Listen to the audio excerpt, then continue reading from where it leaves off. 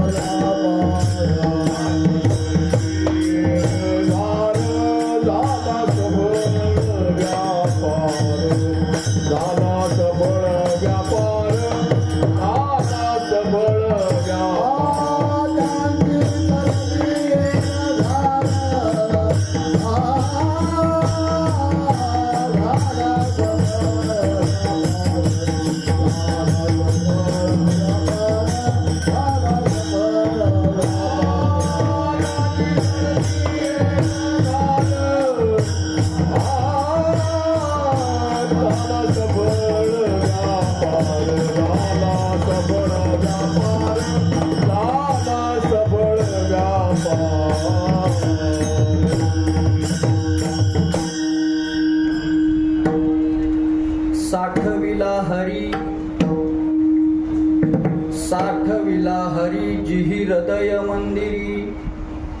त्यांची सरली येरधार झाला सफल व्यापार. हरी आला हाता, हरी आला हाता, मग कैची भय चिंता. त्यांची सरली येरधार झाला सफल व्यापार. तुका म्हणे हरी, तुका म्हणे हरी, काही गुरु निधी उरी. त्यांची सरली येरधार झाला सफल व्यापार. विठ्ठल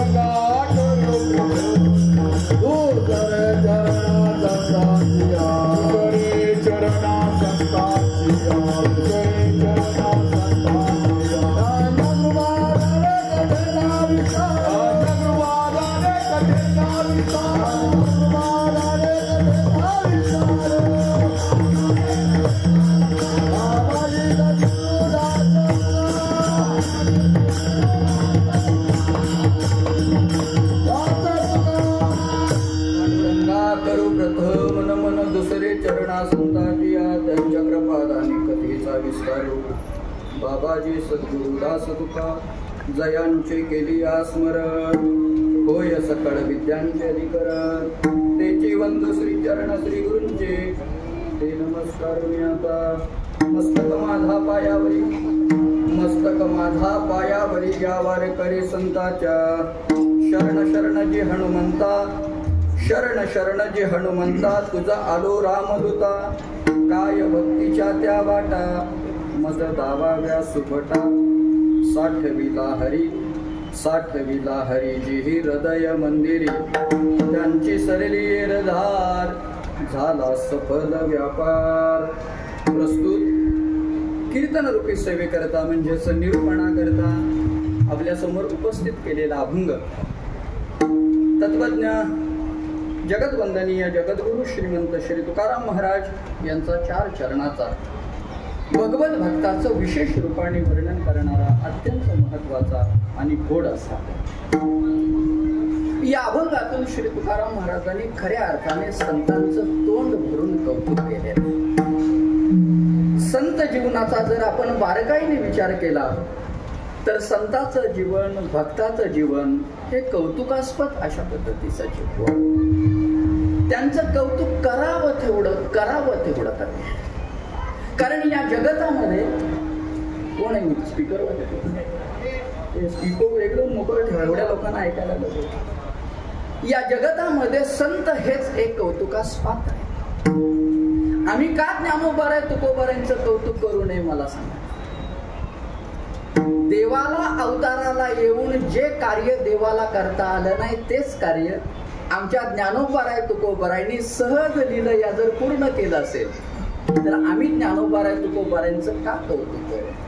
ज्ञानोबाराय तुकोबारायांचं आधी करून सगळ्या संतांचं आपण तोंड भरून कौतुक केलं पाहिजे. मी तर असं म्हणेन, एखादा माणूस जन्माला आला आणि जन्माला येऊन ज्या माणसाने ज्ञानोबाराय तुकोबारायांचं कौतुक केलं नाही आणि तो मेला, मी त्याला माणूस म्हणायला तयार. अरे माणूस म्हणून जन्माला येतो आणि तो संतांचं कौतुक करत नाही, संतांचं वर्णन करत नाही, म्हणजे संतांचं कौतुक केलं पाहिजे. अनेक अंगाने संत कसे कौतुकास पात्र आहेत, अनेक कारण आपल्याला सांगता येतील.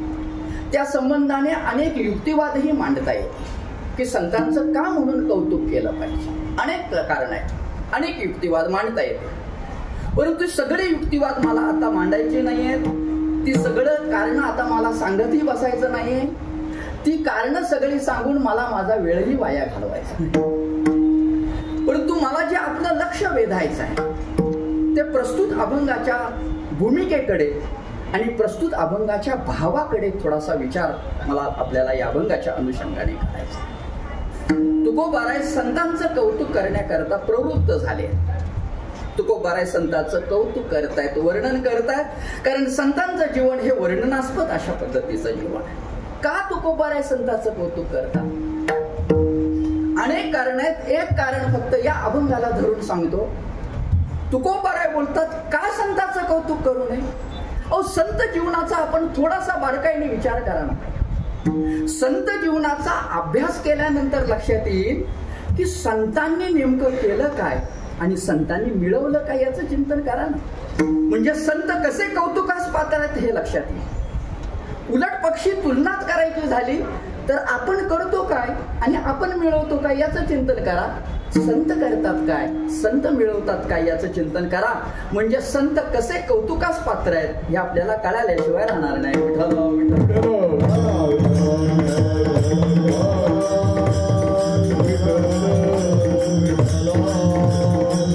संत जीवनाचा आपण बारकाईने विचार केला पाहिजे की संतांनी केलं काय आणि संतांनी मिळवलं काय.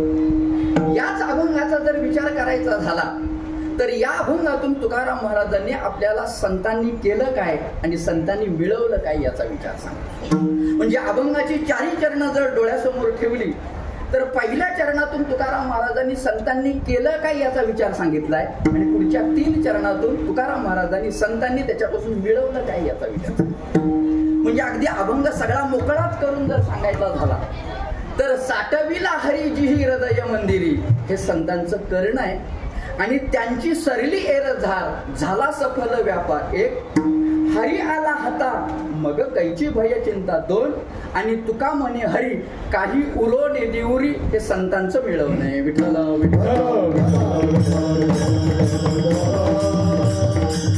संतांचं कौतुक केलं पाहिजे कारण संतांनी जे केलं ते अलौकिक केलं आणि संतांनी जे मिळवलं ते अलौकिक मिळवलं. चिंतन करून बघा आपण.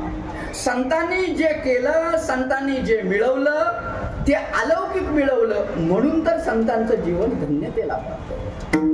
या पृथ्वी तलावरती संत सोडून अन्य कुणाचं जीवन धन्यतेला प्राप्त झालेलं नाही आणि पुढं कुणाचं होणारही नाही. मी दाव्याने तुम्हाला सांगतो. कारण जीवन धन्यतेला प्राप्त होण्याकरता खूप काही करावं लागतं, खूप काही करावं लागतं. ज्ञानोबाराय तुकोबारायांचं जीवन धन्यतेला प्राप्त झालेलं आहे म्हणून निवृत्तीनाथ महाराजांना धन्य म्हटलंय, ज्ञानेश्वर महाराजांना धन्य म्हटलंय, नाथ महाराजांना धन्य म्हटलंय, गोरोबा काकांना धन्य म्हटलंय, निळोबारायांना धन्य म्हटलंय, तुकोबारायांना धन्य म्हटलंय.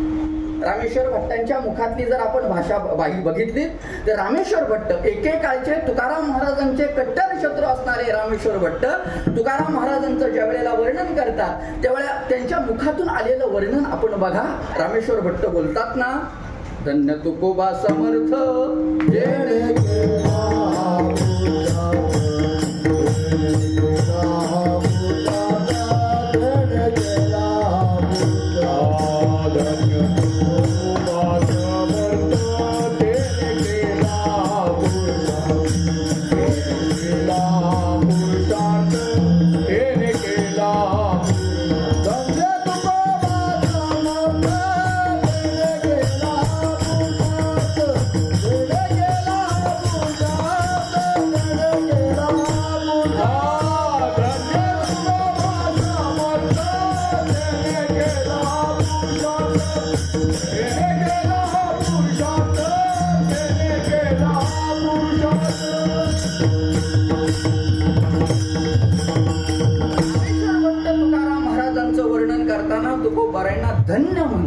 धन्य तुकोबा समर्थ जेने केला हा पुरुषार्थ. तुकाराम तुकाराम नाम घेता पेय.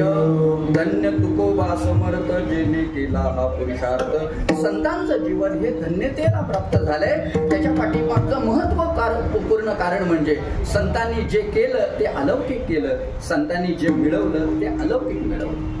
हाच विचार थोडासा तत्वज्ञानाच्या भूमिकेतून जर सांगायचा झाला तर पंचदशी नावाचा जो ग्रंथ आहे की नाही विद्यारण्य स्वामींचा, विद्यारण्य स्वामींनी पंचदशी नावाच्या ग्रंथामध्ये नेमकं कुणाला धन्य म्हणावं किंवा कुणाचं जीवन धन्य होतं याचा खुलासा करताना विद्यारण्य स्वामी असं म्हणतात, धन्यहोम कर्तव्यम न विद्यते किंचित, धन्यहोम प्राप्तव्यम सर्व मध्य संपन्न. पंचदशीकार म्हणतात कुणाचं जीवन धन्यतेला प्राप्त होतं किंवा कुणाला धन्य म्हणायचं, ज्याचं कर्तव्य संपलंय आणि ज्याचं प्राप्तव्य संपलंय त्याला काय म्हणा, धन्य. साधू पुरुषाच्या बाबतीत तसंच आपल्याला बघायला मिळतं. साधू पुरुषाचं कर्तव्य संपलेलं असतं, साधू पुरुषाचं प्राप्तव्य संपलेलं असतं, म्हणून साधू पुरुषाचं वर्णन धन्य म्हणून केलं जातं. कर्तव्य संपणं म्हणजे करणं संपणं आणि प्राप्तव्य संपणं म्हणजे मिळवणं संपणं. संतांना काय आता काही करायचं शिल्लक राहिलेलं काही नाही, करणं संपलेलं. त्यांना असं काय मिळालंय महाराज की ते मिळाल्यानंतर आणखीन पुढे काय मिळवायचं शिल्लकच राहिलं नाही, तर काय काय करण्याकरता काय शिल्लक राहिलं मला सांग. तुकोबारांच्याच अवस्थेचा विचार सांगायचा झाला तर तुकोबाराय एके ठिकाणी स्वतःच्या भूमिकेचा विचार सांगतात. मला आता कोणती अवस्था प्राप्त झाली. महाराज बोलतात, काम नाही झालो पाहिजे. ही भाषा काय आहे, धन्यतेची भाषा आहे. महाराज बोलतात आता मी रिकाम आहे, आता मला कुठल्याच पद्धतीचं काम राहिलेलं नाही, म्हणजे कोणतंही कर्तव्य शिल्लक राहिलेलं नाही. तुकाराम महाराज काम नाही झालो पाहि रिकामा हे जे बोलतात ते वेगळ्या भूमिकेतून बोलतात बरं का. नाहीतर तुकाराम महाराज रिकाम टेकडे आहेत असा आरोप तुकोबारायांवरती करू नका. नाही, व्यवहारामध्ये महाराज आम्हाला लोक भेटतात ते असं म्हणतात, महाराज आता आम्ही रिकाम आहोत, आम्हाला आता काही काम नाही, आम्ही एकदम रिकाम. मग आम्ही त्यांना विचारतो असं कसं तुम्ही म्हणता आम्ही एकदम रिकाम आहोत, आम्ही एकदम आता आम्हाला काम नाही. मग ते सांगतात काही नाही महाराज, आता वयाची 60 उलटून गेलेली आहे. शासनाचा नियम आहे 60 वर्ष झालं की रिटायर्ड. आता आम्ही काय झालोय, रिटायर्ड झालोय, त्यामुळे आता आमच्याकडे कुठलं काम नाही, आता आम्ही रिकाम.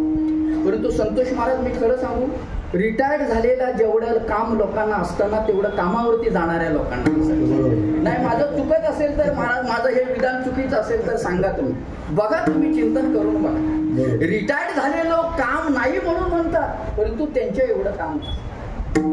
नातवांना शाळेत सोडायचं त्यांच्याच नशिबात असतं, बाजारामध्ये जाऊन भाजी आणायची त्यांच्याच नशिबात. बरं, भाजी आणून दिली म्हणजे मोकळं झालं असं नाही, आणलेली भाजी नीट करायची. बरं, एवढं सगळं करण्यामध्ये तेवढी वेळ नातवांची शाळा सुटायची झालेली असते, परत शाळेमध्ये आणणं. आपला विचार वेगळा आहे. ज्ञानोबा तुकोबाराय जे बोलतात ते वेगळ्या भूमिकेतून बोलतात. आता कुठलंच करणं राहिलेलं, कोणतंही मिळवणं राहिलेलं नाही. कृतकृत्य झालो, इच्छा का म्हणे जन्म आल्याचे सार्थक, विठ्ठलाची एक देखली. मिळवणं संपलंय आणि करणं संपलंय. माणसाचं करणं कधी संपतं आणि माणसाचं मिळवणं कधी संपतं सांगू मी एका वाक्यामध्ये सांगतो. देव मिळवण्याकरता जी म्हणून साधनं सांगितलेली आहेत ती साधनं केली की माणसाचं करणं संपतं आणि देव मिळाला की माणसाचं मिळवणं संपतं. विठ्ठला विठ्ठला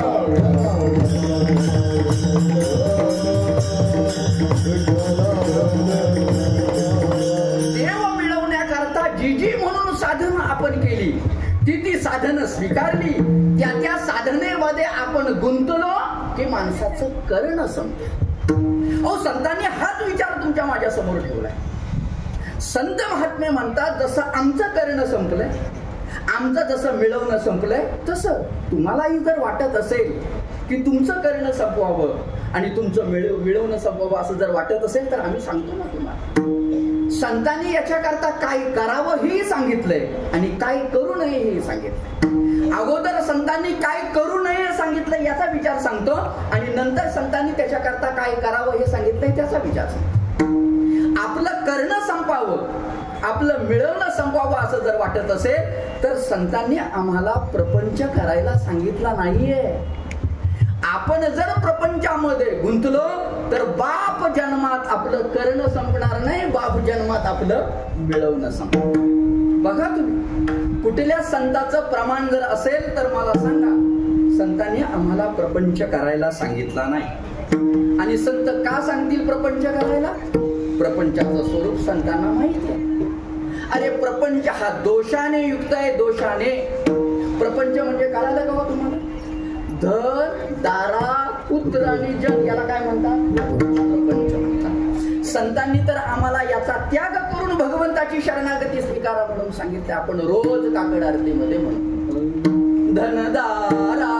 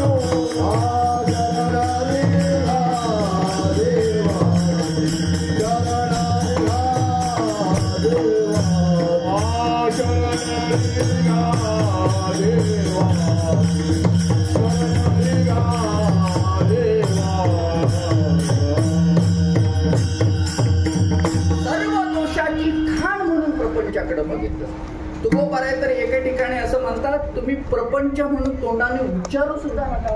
विठलेसे चित्त प्रपंचापासून व म्हणते मडी बस. अरे त्याचं नाव काढू नका बाबा. मग संत जर त्या प्रपंचाचा धिक्कार करत असतील तो प्रपंच आम्हाला करायला सांगतील का? प्रपंचामध्ये 4 प्रकारचे दोष आहेत. प्रपंचामध्ये दुःखरूपता नावाचा दोष आहे. प्रपंचामध्ये विपरीतता नावाचा दोष आहे. प्रपंचामध्ये क्षणिकता नावाचा दोष आहे. आणि प्रपंचामध्ये सरअतिशयता नावाचा दोष आहे. दुःखरूपता नावाचा दोष प्रपंचामध्ये आहे. प्रपंचामध्ये दुःख आहे असं कधी म्हणू नका बरं का. प्रपंच म्हणजे दुःख आहे. ऐका, ज्ञानोबारायांनी फार गोड वर्णन याचं ज्ञानेश्वरीमध्ये केलं. ज्याप्रमाणे गोडी साखरेपासून वेगळे करता येत नाही, ज्याप्रमाणे कडूपणा कडुनिंबापासून वेगळा करता येत नाही, तसं दुःख प्रपंचापासून वेगळं करता येत नाही. प्रपंचाचं स्वरूप सगळ्यांना माहित आहे. अरे प्रपंचाची तर स्वरूप सांगणारी प्रमाण सगळ्यांच्या तोंडात आहे. म्हणजे मी प्रमाण म्हणायला लागल्याबरोबर तुम्ही माझ्या बरोबर म्हणा. दुःख बांधवडी सुखाचा विचार संसार दुःख मोड. आम्ही अगदी भोकून परंतु हा दुःख देणारा प्रपंच आम्हाला काय सुटत नाही. म्हणजे मी तुमचंच म्हणतो असं नाही, कीर्तनकारा सकट बोलतोय हे लक्षात. दुःख रूपता नावाचा या प्रपंचामध्ये जो जो म्हणून येईल त्याला प्रपंचाचं दुःख भोगावंच लागेल. शुकाचार्यांचं उदाहरण घ्या ना तुम्ही. केवढे मोठे शुकाचार्य, केवढा मोठा अधिकारी शुकाचार्य. परंतु तेच शुकाचार्य प्रपंचात आल्यानंतर दुःख भोगावं लागेल म्हणून आपल्या योगाच्या बळावरती शरीर लहान ठेवून 12 वर्ष आईच्या उदरात राहिले की नाही. काय कारण? फक्त एकच कारण, प्रपंचातलं दुःख. अहो साक्षात ब्रह्म ज्या वेळेला प्रपंचामध्ये आले त्यावेळेला ब्रह्माला सुद्धा या प्रपंचातलं दुःख भोगावंच लागेल. रामचंद्र प्रभूंच्या जीवनचरित्राचा विचार आपण करा, बघा आपण काही कमी दुःख भोगावं लागलं का? अहो अयोध्येचे राजे होणारे रामचंद्र प्रभू, सिंहासनावरती बसणारे रामचंद्र प्रभू, परंतु आदल्या दिवशी एका बाईने असं राजकारण फिरवलं